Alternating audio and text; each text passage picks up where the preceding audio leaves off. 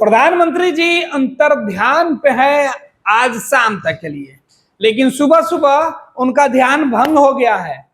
मोदी जी क्या किए? Modi ji social media पर लिख दिए हैं कि भाई आप जाइए वोट करिए। प्रधानमंत्री जी अगर आपको ये बातें कहना ही था तो पहले ही कह दिए होते। सोशल मीडिया पर लिख के आप लोगों से अपील कर रहे हैं। खैर ये अच्छी बात है। प्रधानमंत्री नरेंद्र मोदी देश के पीएम है। एक पार्टी के नेता भले हो सकते हैं, लेकिन देश के प्रधानमंत्री वो मौजूद परिस्थितियों में है, हालात में है, और आगे भी रह सकते हैं या नहीं रह सकते हैं, वो 4 जून को मालूम पड़ेगा, जब पूरे देश के लोगों का फैसला ईवीएम से बाहर निकलेगा। हालांकि मोदी जी तो पहले ही से कह चुके हैं कि हम तो प्रधानमंत्री बन चुके हैं, 100 दिन का प्लान भी तैयार कर लिए हैं, तो उनके लिए 4 जून कोई मतलब नहीं रखता, इसलिए तो अंतर्ध्यान हो गए हैं। लेकिन साहब का ध्यान कैसे खुल गया? सोशल मीडिया पर सब पूछ रहा है, थोड़ा सा आँख खोल के देख लिए थे क्या मोदी जी? कहा है आपको याद आ गया कि आज वोटिंग हो रहा है? दरअसल सोशल मीडिया पर प्रधानमंत्री नरेंद्र मोदी जैसे ही देश को अपील किए हैं, उसके बाद उनके जो विरोधी हैं वो कह रहे हैं कि आज परिवारवाद का विरोध कीजिए। परिवारवाद पर बोलने वाले प्रधानमंत्री नरेंद्र मोदी का खुलकर विरोध कीजिए। ढेर सारी तस्वीर सोशल मीडिया पर ट्रेंडिंग, पीएम मोदी का वो लाइन जिसमें उन्होंने अपील की है, उसके बाद कुछ उनके जो विरोधी हैं वो लिख रहे हैं कि प्रधानमंत्री नरेंद्र मोदी की आंख कैसे खुल गई, ध्यान कैसे भंग हो गया, ये बातें कही जा रही है। आपको बता दें कि देश भर में आज शाम से ही टेलीविजन चैनल पर सरकार बननी शुरू हो जाएंगी।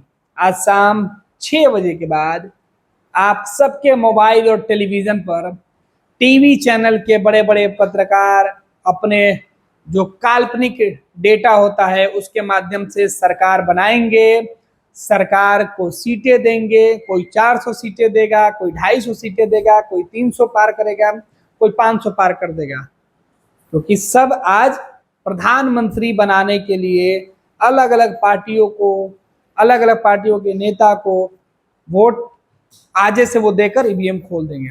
क्योंकि आज शाम 5 बजे के बाद आएगा एग्जिट पोल, और एग्जिट पोल में होता क्या है?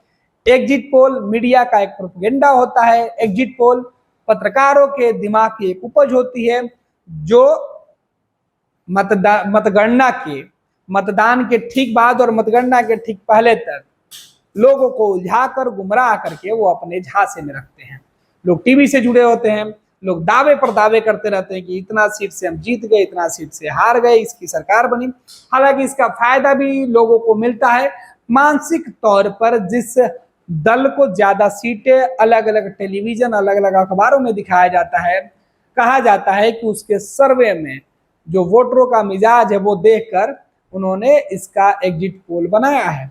और अमूमन कई चुनावों में ऐसा देखा गया है कि एग्जिट पोल के नतीजे और वोटों के गिनती के बाद जो नतीजे सामने है वो लगभग मिलते जुलते रहे हैं। इस पर सवाल भी उठते रहा है कि आखिर एग्जिट पोल के नतीजे हूबहू कैसे हो गए। हालांकि इन तमाम एग्जिट पोल को प्रधानमंत्री नरेंद्र मोदी ने चुनाव की घोषणा होने से ठीक पहले संसद में ही उन्होंने अपना एग्जिट पोल दे दिया था। पीएम मोदी ने घोषणा की थी संसद से कि अब की बार 400 पार। एग्जिट पोल करने वाले लोगों के सामने ये बड़ी चुनौती होगी कि वो भी किस तरीके से 400 पार लेकर जाते हैं।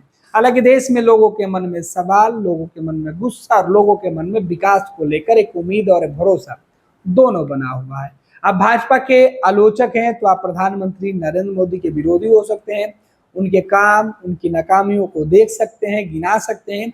अगर आप इंडिया गठबंधन यानी कांग्रेस और उसके सहयोगी दलों के समर्थक हैं, तब आप राहुल गांधी या कांग्रेस पार्टी या अन्य जो राजनीतिक दल है उनके मुद्दे, उनके एजेंडे के साथ आप बात कर सकते हैं। बेरोजगारी, महंगाई आपको मुद्दा दिख सकता है। लेकिन अगर आप बीजेपी के समर्थक हैं तो आपके लिए एग्जिट पोल के नतीजों में जो बढ़ी हुई सीटें दिखाई जाएंगी उसमें आपको भरोसा हो सकता है। कांग्रेस और दूसरे दल के अगर आप समर्थक हैं तो आपको उसमें अविश्वास पैदा हो सकता है। और ये सीधे तौर पे जो तस्वीरें हैं वो हम बता रहे हैं। हालांकि इस बीच बिहार और देश के सबसे वीवीआईपी सीट पर चुनाव प्रचार की बातें कर ले तो प्रधानमंत्री नरेंद्र मोदी ने सबसे ज्यादा चुनाव प्रचार किया, लेकिन बिहार में अकेले ही तेजस्वी यादव ने देश का रिकॉर्ड तोड़ दिया। 251 सभा करके प्रधानमंत्री नरेंद्र मोदी की 172 चुनावी जनसभा पर तेजस्वी भारी पड़े हैं। ये चुनावी जनसभा करने वाले तेजस्वी और नरेंद्र मोदी के बीच जो चुनावी जंग हुआ तो उसमें तेजस्वी पहले पायदान पर जीत हासिल कर चुके हैं, क्योंकि पीएम मोदी जो है वो 172 चुनावी जनसभा उन्होंने की और तेजस्वी यादव ने 251। हालांकि प्रधानमंत्री नरेंद्र मोदी इस बीच रोड शो, रात्रि विश्राम और मीडिया चैनल पर इंटरव्यू भी खूब दिए, तेजस्वी ने भी दिया। अब देखना है कि चुनाव के नतीजे आते हैं तो क्या होता है। अगर आप प्रधानमंत्री नरेंद्र मोदी के विरोधी हैं, कांग्रेस के समर्थक हैं, तब आपके पास शिकायतों की लंबी चौड़ी लिस्ट है। अगर आप भाजपा के समर्थक हैं, पीएम मोदी के प्रशंसक हैं, तो आपके पास विकास के नाम पर देश और दुनिया में बसते हुए विकास के डंके, पीएम मोदी का सीना चौड़ा होते हुए तस्वीरें आपके सामने हैं। तो ये आज शाम 6 बजे जब ईवीएम हो जाएगा सील, एग्जिट पोल के दरवाजे खुल जाएंगे, तमाम टेलीविजन पर बड़े बड़े दावे और दलीलें दी जाएंगी, तब ये नतीजे हो सकते हैं। शाम 6 बजे के बाद आज से बन जाएगी सरकारें और आज से बिगड़ जाएंगी, यानी गिर जाएंगी सरकारें।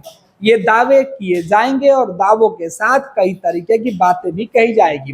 हालांकि अंतिम चरण का जो रण है आज थम जरूर जाएगा।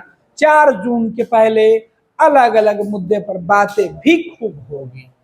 अब प्रधानमंत्री नरेंद्र मोदी की तस्वीरें की बात कर लें या फिर राहुल गांधी की तस्वीर है, कौन किस पर भारी, वो 4 जून के चुनावी नतीजे के बाद फायदा जो है वो दिखेगा। लेकिन प्रधानमंत्री नरेंद्र मोदी इस बीच अंतर्ध्यान पे हैं, वो मौन साधना पे हैं, वो तपस्वी बने हुए हैं, उन्होंने मौन व्रत रखा हुआ है।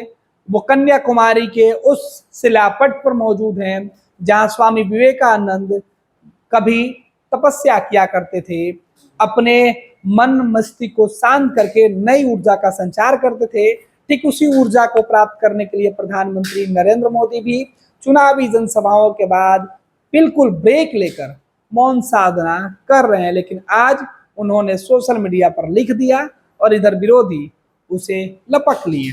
तो ये बात हुई चुनाव के नतीजों की और चुनाव में चुनावी जनसभाओं के बीच रिकॉर्ड तोड़ने की। तेजस्वी यादव एक हेलीकॉप्टर वाला ट्रैक्टर लेकर बीजेपी और एनडीए गठबंधन के दर्जनों हेलीकॉप्टर पर भारी पड़े, ये उनके खुद के दावे हैं। इधर प्रधानमंत्री नरेंद्र मोदी और बीजेपी का यह दावा है कि पीएम मोदी ने पूरा भारत घूमकर लोगों को जो संदेश दिया है, विकसित भारत की जो तस्वीर है जो उन्होंने की है, वो मोदी के गारंटी वाले पर लोगों को भरोसा होगा। अब देखना है कि एक तरफ प्रधानमंत्री नरेंद्र मोदी की गारंटी और दूसरे तरफ इंडिया गठबंधन का वादा, किस भरोसे पर देश के लोग अपना भरोसा बनाते हैं। तस्वीरें दिलचस्प होगी। फिलहाल इस चुनावी समर में 4 जून के पहले आज क्या कुछ होने वाला है उस पर नजर बनी रहेगी।